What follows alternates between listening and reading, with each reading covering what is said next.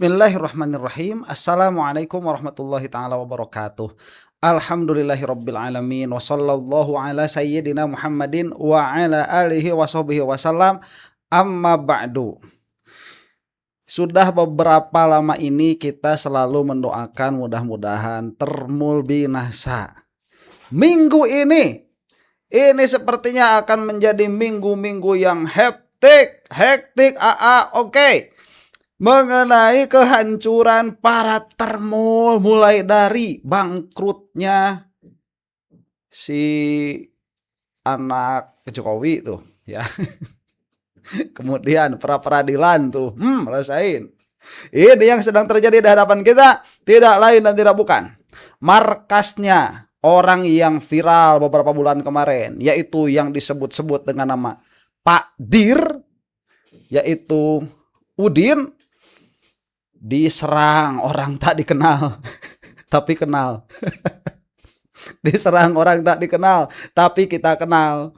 Ya, kenal sama seragamnya sih. Ya, ini loreng asli, ini bukan loreng-loreng yang oranye hitam itu, bukan. Ini mah loreng asli.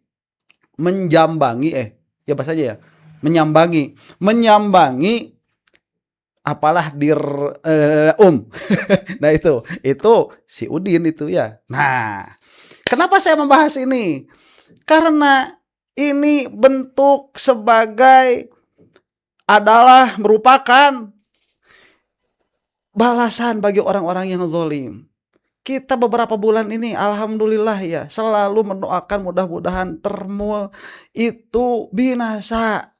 Mudah-mudahan ini permulaan dari jawaban. Karena ini adalah doanya orang-orang yang terzolimi. Nah, kronologinya sudah saya buatkan kemarin ya, kemarin tadi pagi itu. Kronologinya sudah saya buatkan tadi pagi. Sekarang kita akan melihat kelanjutannya.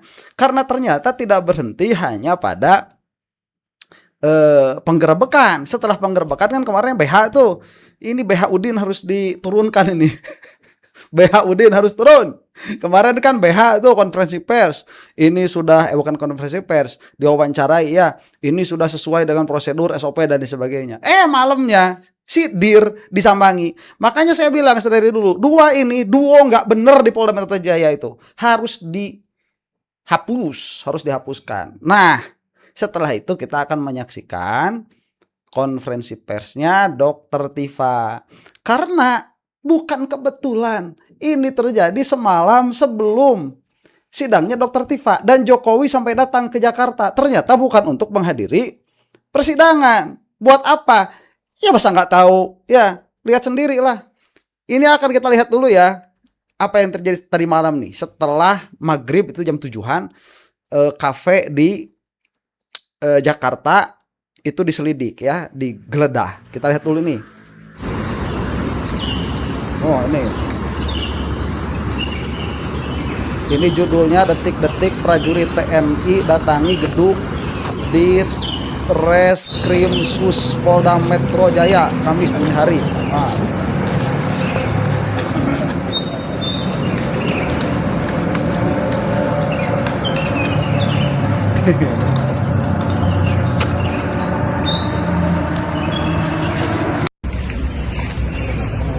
Gedung di Treskrimsus. Si Udin kan di Treskrimum. Ada nanti habis ini paginya. Ada paginya tuh. Beberapa orang juga tampak tuh membawa senjata laras panjang. Ini yang kita nggak ngerti orangnya siapa. Cuman kan seragamnya tahu betul ini. Ini kan bukan ormas. Ngapain nyatronin Polda Metro? Rasain. Bagus gak pemandangan kayak gini? Bagus lah, biar kita waras. Ya biar kita waras. Sudah begini penegak hukum di Indonesia itu.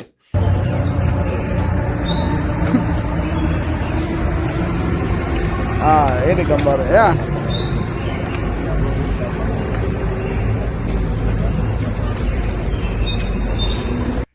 Lah tuh ya udah saling lempar tomat aja bagus itu ya, saling lempar tomat bagus. Begini dulu ya, saya mau memberikan dulu gambaran nih bahwa negara hancur ya, namanya negara ya begini keadaannya Indonesia sekarang itu. Tapi jangan sampai kewarasan kita ikut hancur. Jadi mulailah perbaikan itu dari kewarasan. Yang macam polisi seperti si Behudi, si Udin, jangan didukung. Yang macam tentara yang menyatronin itu jangan didukung. Yang macam kejaksaan itu jangan didukung. Jangan sampai kayak termul, begitulah gampangnya mah ya. Ini orang udah jelas salah, masih didukung juga. Waras dulu. Biar nanti para mahasiswa juga kalau demo jangan ke HI, tuh ke Polda Metro. Ya demonstrasinya di Polda Metro biar waras, biar nggak dipakai sama si Gibran itu. Nih kita lihat paginya ini, tadi malam jadi paginya nih. Sementara itu, saudara, berikut ini adalah suasana Kamis pagi di Polda Metro Jaya, di mana pengamanan di Polda Metro Jaya diperketat pasca penggeledahan di 12 lokasi terkait penanganan 3 kasus korupsi, seperti pengadaan batu bara yang memicu pemadaman listrik atau blackout, korupsi PT Asabri, dan penyelesaian hutang PT CBS kepada anak perusahaan Krakatau Steel. Tak seperti hari-hari biasa, saudara, penjagaan kantor Polda Metro Jaya pada Kamis pagi ini tampak diperketat. Sejumlah personel BRIMOB ditempatkan di beberapa titik, mulai dari pintu masuk hingga ke gedung Ditreskrimsus. Personel BRIMOB juga menggelar patroli keliling untuk mengantisipasi hal-hal yang tidak diinginkan. 3 kasus korupsi yang saat ini sedang ditangani oleh Kortas Polri dan Ditreskrimsus Polda Metro Jaya adalah pengadaan batu bara yang memicu pemadaman listrik atau blackout, korupsi PT Asabri, dan penyelesaian hutang PT CBS kepada anak perusahaan Krakatau Steel. Dalam penggeledahan di restoran Deklan dan Koin Money Changer di Jalan Cipote Raya, Cilandak, Jakarta Selatan, Rabu kemarin, penyidik menyita uang sebesar 67 miliar rupiah dan puluhan barang bukti serta dokumen lainnya. Sama ada emas itu, emas batangan 72 kg. Saudara, perkembangan pengusutan 3 kasus korupsi yang diusut polisi akan dilaporkan jurnalis Kompas TV Benediktus Aditya dan juru kamera Bodia Vimala dari Polda Metro Jaya. Selamat pagi, Bene, informasi Baik, ya udah jelas itu. Saya mau mengemukakan apa nih ya. Ini apa sebagai bahasanya itu Ditreskrimsus. Nah, kan kalau si Udin itu Ditreskrimum ya. Itu pidana atau kriminal umum. Cuman sama-sama itu anak buahnya Asep tuh ya, Asep Polda Metro, sama saja anak buahnya itu. Saya membahas ini kenapa? Karena nih permasalahan yang berkaitan dengan upaya upaya menghalang-halangi. Nah, sebagaimana yang diucapkan oleh si Udin waktu melimpahkan Roy Suryo ke kejaksaan 2 minggu yang lalu. Itu hari Jumat kan, 2 minggu yang lalu tuh. Itu waktu pelimpahan mengatakan ada upaya menghalang-halangi penyidikan. Nih Udin ya, kalau menghalang-halangi penyidikan ini kayak yang terjadi tadi malam yang di sini nih, mana tadi tuh gambarnya. Nah, ini namanya menghalang-halangi penyidikan. Usut dong mereka kalau berani. Ya, omongin minimalnya coba. Ya, berani nggak? Ini mau sama Pak Ugro disebut menghalang-halangi penyidikan, bukan? Nih ya masih segar di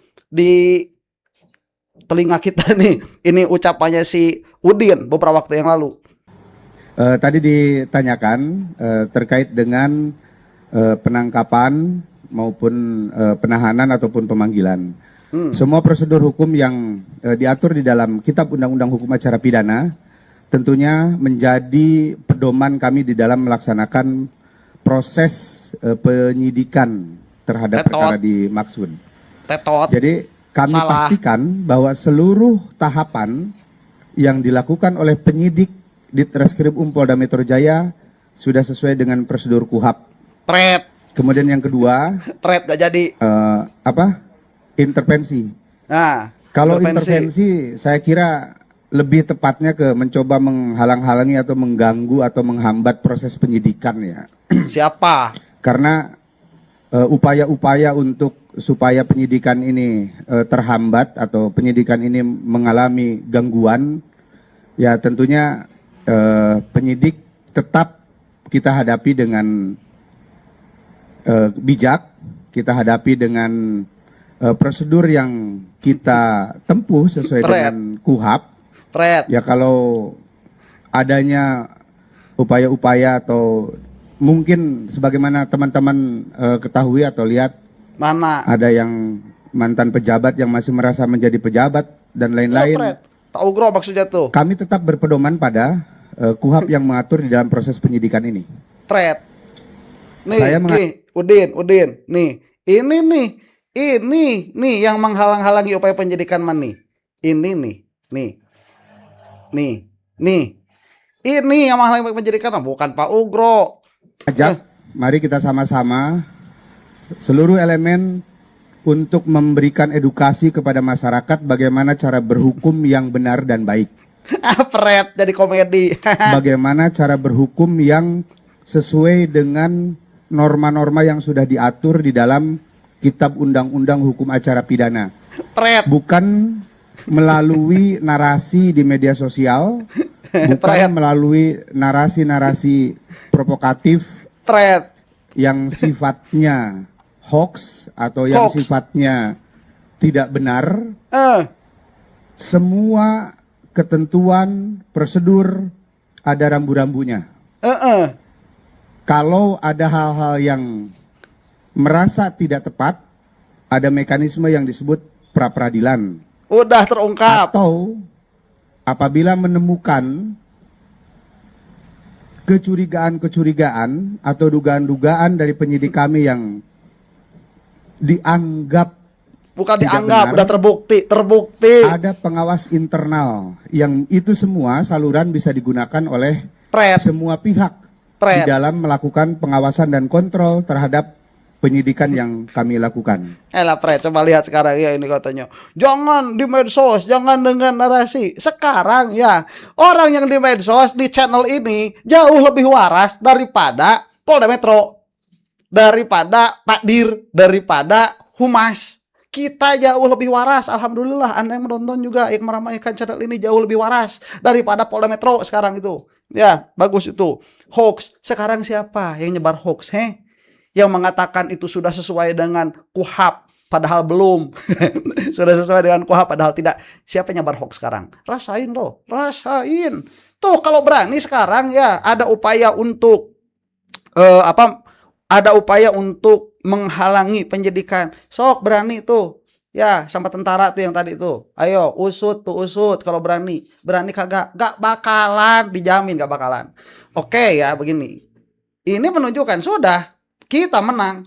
Posisi apa yang terbukti, kita menang. Anda menang. Sudah jelas mereka itu orang-orang bobrok, orang-orang rusak, jelas. Kejaksaannya ya begitu. Kepolisiannya yang begitu. Ya, TNI-nya nggak tahu yang datang ke situ atas perintah siapa. Ngapain? Udah bukan penegak hukum TNI mah ya. Kita masih membicarakan penegak hukum. Polisinya yang begitu. Kan public enemy-nya Polda Metro dulu sekarang. Jadi TNI jangan dulu di nanti kayak si Udin gitu ya. Si Udin yang belah sono. Jangan dulu diusik-usik tuh. Tentaranya. Kita usik dulu ininya nih, si polisinya nih yang Polda Metro. Nah, ya. So, kalau berani tuh Udin, saya mengatakan begini kenapa? Supaya kita waras. Mulailah, sebagaimana tadi saya katakan ya, mulailah perubahan Indonesia itu dari kewarasan.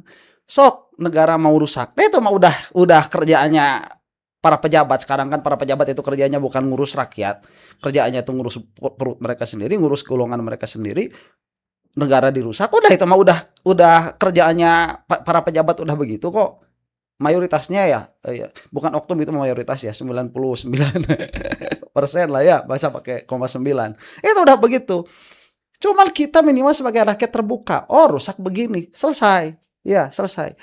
Semua harus tahu. Semua harus waras. Jangan yang rusak dianggap bagus.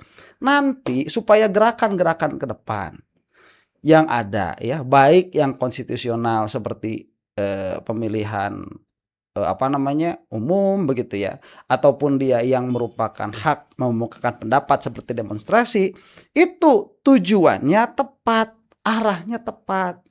Jangan diobok-obok seperti ini. Kenapa kok pemerintah kita seperti ini? Ya karena rakyatnya seperti termul. Yang 50 berapa persen itu? 52%-nya ya seperti termul. Ya gimana tuh? Mau kayak gimana kita nggak begini? Ya. Oh, itu dicurangin. Iya, kalau waras sama orang-orangnya nggak bakalan ada isu itu, nggak bakalan. Mau kita mau Gufron aja laku. Oke lah ya. Ini sekarang kita akan menyaksikan konferensi persnya Dr. Tifa yang sudah selesai tadi. Banyak sekali eksepsi yang diucapkan oleh kuasa hukumnya Dr. Tifa, dan ini menggambarkan kezoliman dari pihak-pihak yang ada tadi ya, baik kepolisiannya, baik kejaksaannya, yang belum hakimnya di sini. Apakah sama zolim atau tidak? Kita tidak tahu, mudah-mudahan tidak. Ini gambarannya. Kita saksikan. Perlawanan ya, yang terdiri atas 37 halaman yang kita beri judul, yang kita berikan judul Indonesia Menggugat. Dugaan ijazah palsu Jokowi adalah sebuah cermin krisis multidimensional bangsa ini ya. Betul. Pada beberapa hal nanti akan secara rinci disampaikan oleh advokat saya. Yang pertama adalah bahwa surat dakwaan yang diajukan kepada saya itu secara penuh setelah kami pelajari mengandung dua kelemahan utama yang membuat sidang atas nama saya sebagai terdakwa tidak bisa lagi dilanjutkan, yaitu terjadi error in objecto dan error in persona. Apa artinya? Objek yang didakwakan kepada saya itu salah secara objek. Ya, karena yang saya dan Mas Roy Suryo lakukan pengkajian adalah benda digital, objek digital yang beredar di internet yang dimiliki oleh saudara Dian Sandi. Kami sama sekali tidak melakukan pengkajian, komentar apapun terhadap dokumen digital yang diakui oleh saudara Joko Widodo. Karena secara fakta, saudara Joko Widodo tidak memiliki ijazah dalam bentuk digital. Jikalau memang benar beliau adalah lulusan Fakultas Kehutanan UGM tahun 1985, jikalau benar, maka dokumen yang dimiliki adalah dokumen yang bersifat analog.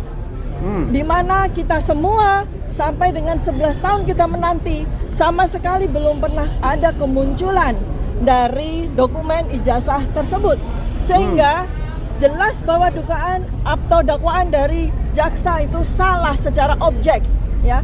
Kemudian yang kedua adalah error in persona, karena ini berkaitan dengan laporan yang dilakukan oleh saudara Joko Widodo terkait dengan locus dan tempus delicti yang sangat aneh dan janggal. Karena locus dan tempus delicti itu berpindah-pindah dari sejak kami pertama kali diperiksa sebagai saksi tanggal 11 Mei 2025. Pada waktu itu yang dilaporkan sebagai locus dan tempus delicti adalah sebuah peristiwa tanggal 22 Januari 2025, di mana kami sama sekali atau saya sama sekali tidak berada pada locus dan tempus yang dimaksud. Lalu kemudian laporan polisi itu diubah secara locus dan tempus deliktinya menjadi di daerah Jakarta Selatan 26 Maret 2025. Lalu pada surat dakwaan yang disampaikan oleh penuntut umum ternyata locus dan tempus berubah lagi, yaitu di antara bulan Maret 2025 hingga bulan Mei 2025. Padahal laporan yang dilaporkan oleh saudara Joko Widodo itu tertanggal 30 April 2025. Jadi ini jelas salah ya secara persona dan salah secara objekto. Karena mana mungkin melaporkan sesuatu kejadian yang belum terjadi pada saat laporan polisi itu dilakukan. Dia melaporkan tanggal 30 April 2025 atas peristiwa yang terjadi pada bulan Mei 2025. Itu sesuatu yang sangat tidak masuk akal. Dan berikutnya lagi adalah kesalahan atau error in objecto adalah mendakwa sebuah produk-produk jurnalistik yang dilindungi oleh undang-undang pers yang jelas ya. Jadi ada 5 unggahan dari 28 unggahan yang dijadikan sebagai barang bukti. Itu sendiri sebetulnya sudah error in objecto. Karena 28 barang bukti itu dibebankan semua kepada saya. Sedangkan dari 28 barang bukti itu hanya ada 5. Ada 5 unggahan yang berkaitan dengan saya. Nah, sementara dari 5 objek tersebut itu sebetulnya adalah produk jurnalistik. Yang utama adalah sebuah siaran di media ya, yang berlangsung di gedung MNC ya, itu dilaporkan sebagai di mana saya melakukan perbuatan yang didakwa dengan pasal 32-35. Padahal itu adalah sebuah produk jurnalistik. Artinya, kalau seorang narasumber seperti Anda, seperti saya, didakwa melakukan pidana atas keterangan yang saya lakukan, maka tentu saja media tersebut, hostnya yang memberikan pertanyaan kepada saya pun juga harus turut didakwa secara pidana. Tetapi undang-undang pers tidak menyatakan demikian. Sebab sebuah produk jurnalistik yang berisikan talk show ya atau sebuah tanya jawab itu dilindungi oleh undang-undang pers. Apabila host dan narasumber melakukan sebuah kesalahan, slip of the tongue atau kesalahan pada waktu itu, maka undang-undang pers itu memberikan fasilitas dalam bentuk hak jawab, dalam bentuk sebuah mediasi di dalam koridor Dewan Pers ya. Jadi ini tidak bisa langsung dibawa kepada pidana. Kalau sampai terjadi seperti ini, maka inilah yang disebut sebagai chilling effect, membuat semua orang takut untuk bicara. Baik, nah betul ya, oke. Nah, ini kan bukan hanya permasalahan kepolisian. Tatkala jaksa masuk ya ke dalam permasalahan ini karena dilimpahkan memang oleh kepolisian, kemudian kejaksaan itu membebaskan Roy Suryo, kita kan senang ya. Tapi ternyata malah dilanjutkan ke persidangan, edan sudah ya jaksa itu, edan. Kemudian semua yang dilimpahkan oleh pengadilan oleh penyidik diaminkan oleh jaksa, edan. Masuk ke persidangan, tadi tuh yang paling fatal itu apa? 28 bukti yang dianggap bukti oleh kejaksaan itu semuanya judul video YouTube. Ya, yang mana banyak juga di situ ada si Momon. Padahal kan kalau mau bukunya Dokter Tifa misalkan begitu, itu kan lebih relevan untuk dijadikan barang bukti. Tapi mungkin jaksa juga tahu lah itu kan bukan produk kriminal, itu kan produk ilmiah, makanya nggak bisa dimasukin. Jadi pada akhirnya nggak punya bukti juga karena yang ada itu berupa buku misalkan itu jelas merupakan sebuah produk ilmiah. Kemudian tatkala memasukkan judul-judul YouTube itu juga jelas merupakan produk jurnalistik. Akhirnya eksepsinya ini sudah pas sekali, sudah betul sekali. Ini kalau hakimnya benar ya udah tidak ada celah untuk mempidanakan, tidak ada celah untuk mempidanakan, memutus bersalah Dokter Tifa dalam hal ini. Nah, kemudian di sini ada reaksi dari tim kuasa hukum ya usai eksepsi yang dilindungi oleh sudah ya tadi ya. Terjadi seperti ini, maka inilah yang dakwaan. Kami belum bicara masalah pokok perkara. Ya. Saya katakan tadi, bahkan kami bacakan bahwa perkara ini tidak layak untuk masuk persidangan. Karena dari awal sudah batal demi hukum. Sejak peristiwa RJ yang mana harus pencabutan laporan itu jelas. Bagaimana dengan satu laporan yang sama dengan nomor yang sama yang dibebaskan hanya berapa orang. Yang namanya pencabutan laporan itu adalah keseluruhan. Jadi kalau bahkan konsiderannya pun tercabut.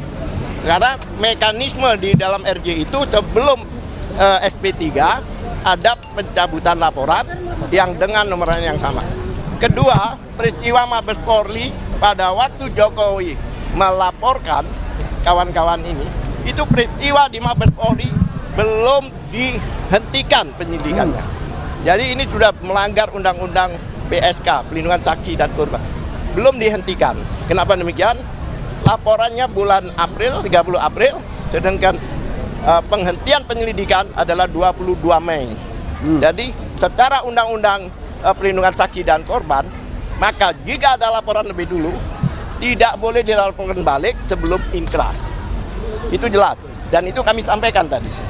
Bahkan ada pelanggaran Perkap, masih ingat yang identik itu. Jadi sampai detik ini kepolisian tidak pernah mengatakan ijazahnya asli, yaitu identik non identik, ya kan? Lah, pemeriksaan laboratorium waktu itu yang menyatakan identik itu melanggar Perkapnya sendiri. Karena dalam pemeriksaan laboratorium itu satu, ya kan? Itu harus ada dilampirkan, wajib bahkan di Perkap nomor 10 tahun 2009, satu wajib dilampiri laporan. Pada saat itu belum ada laporan, Dumas. Kedua, wajib dilampiri BAP. Pada saat itu belum semuanya di BAP. Ketiga, wajib dilampiri dengan berita acara penyitaan. Pada waktu itu tidak ada penyitaan. Oleh sebab itu, perkara ini cacat demi hukum. Bahkan Betul. saya berani mengatakan kalau itu seorang bayi itu mati dalam kandungan, bukan cacat lagi, mati. Kami tekankan berkali-kali bahwa perkara ini tidak layak untuk masuk persidangan ini. Iya, itu kerjanya siapa? Si Udin. Sama siapa? Si BH. Makanya turunkan BH Udin. Nah, kita sudah melihat bagaimana ya azab-azab ini mulai berlaku. Kelihatan berlakunya udah dari dulu, kelihatannya baru sekarang. Otaknya tuh geger ya. Masa otaknya geger? Salah ya. Geger otak. Concussion tuh. Ya. Geger apa geger tuh? Geger ya. Geger. Geger otak itu dah. Si Iman, si Baudi itu geger otak. Lah, nggak konsisten kok pikiran-pikirannya itu. Ini sudah sesuai KUHP. Lah ternyata belum. Ini nih, ya. Apa sudah lengkap perkara? Ternyata error in persona. Kemudian barang bukti juga nggak nyambung. Dakwaan tidak jelas. Silakan lanjutin. Udah itu.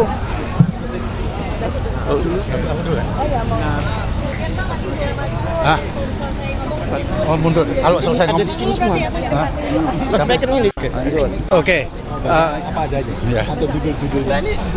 Oke, saudara-saudara wartawan. Yang kami permasalahkan hari ini adalah mengapa penuntut umum membawa perkara ini ke Pengadilan Negeri Jakarta Timur. Itulah yang kami permasalahkan. Mengapa kami permasalahkan? Karena dalam uraiannya, dalam uraian di dalam surat dakwaan itu adalah pertama mengatakan tindak kejahatan atau tindak pidana dilakukan di wilayah Jakarta Selatan. Kemudian mengatakan di wilayah Jakarta Pusat. Seharusnya kan yurisdiksinya adalah Pengadilan Negeri Jakarta Selatan atau Pengadilan Negeri Jakarta Pusat. Namun mengapa diadili di Pengadilan Negeri Jakarta Timur? Itu menggunakan surat keputusan Mahkamah Agung nomor 114 tahun 2026 yang mengatakan bahwa persidangan dilakukan untuk Roy Suryo dan kawan-kawan. Baik, ya saya kira sudah cukup itu ya. Itu tadi saya mendengarkan yang itu secara live, secara langsung. Permasalahan yurisdiksi ya. Baik, kesimpulannya. Nah ya, silahkan orang-orang para termul mau ngomong. Besok lusa bakal ketahuan salahnya.